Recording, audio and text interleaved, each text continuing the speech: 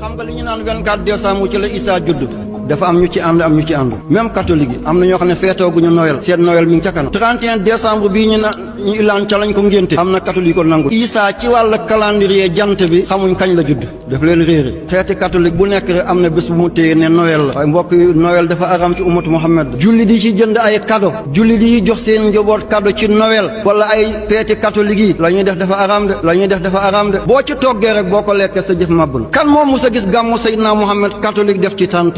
ci ay gàtt di jënd ay malaan di ko defal ay doomam kan moo mus a gis loola le kan moo mus a gis loola le Noël kan moo mus a gis gàmmoo catholique def ci tànt di ci def ay jàng di xottil ay doomam waaw ñoom ñu am ful la suñu bos ñu bàyyeewuñu ko ñun lu ñu yóbbu ci bosi catholique yi ñun lan la ñuy feetu Noël